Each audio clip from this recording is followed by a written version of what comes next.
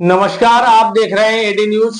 दरअसल आपको एक और भ्रष्टाचार से जुड़ी हुई खबर की ओर लिए चलते हैं। दरअसल ये खबर भी आपको बता दूं कि ये भिंड शिक्षा विभाग से जुड़ी हुई खबर है।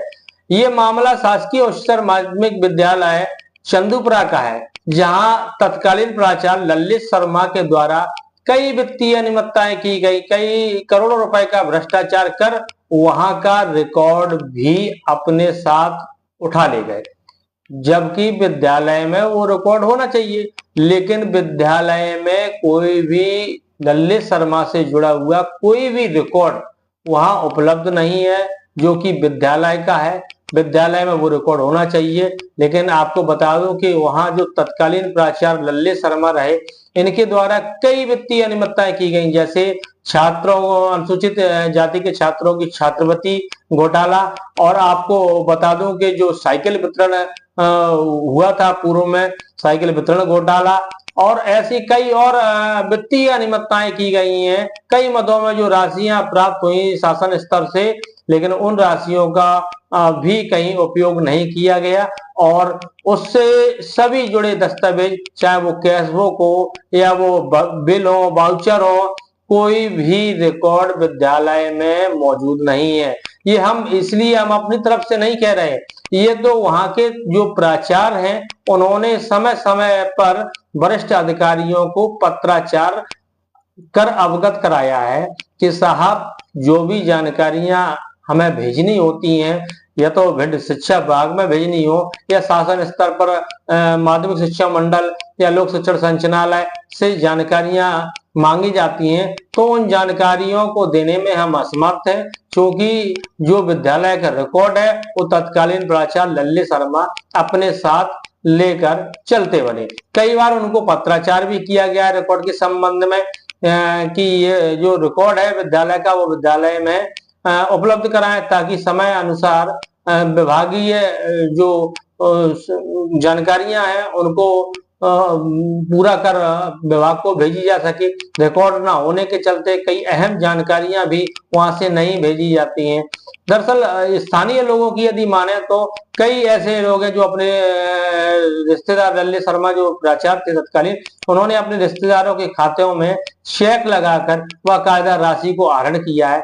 ऐसा स्थानीय लोगों का कहना है कि जिस तरीके से ये बड़े पैमाने पर भ्रष्टाचार हुआ है भिंड शिक्षा विभाग में, जो एचआरए घोटाला हुआ था, अगर इसकी जांच पड़ताल की जाती है, शासकीय उच्चतर माध्यमिक विद्यालय चंदूपुरा के तत्कालीन प्राचार्य ललित शर्मा रहे, उस समय उनके कार्यकाल की यदि जांच की जाती है, तो निश्चित मानिए आप, तो एचआरए से भी बड़ा ये घोटाला सामने आएगा उजागर होकर।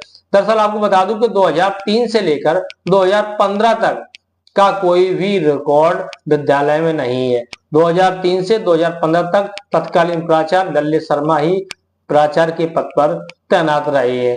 तो इसकी कई बार शिकायतें भी, हालांकि आपको बता दूं कि पूर्व में जिला शिक्षा अधिकारी की ओर से तत्कालीन प्राचार्य ललित शर्मा को सस्पेंड भी किया गया था इसी मामले को लेकर के रिकॉर्ड उपलब्ध न कराना, लेकिन उसके बाद भी ललित शर्मा जो कि तत्कालीन प्राचार्य थे, उन्होंने कोई भी रिकॉर्ड विद्यालय को उपलब्ध नहीं कराया।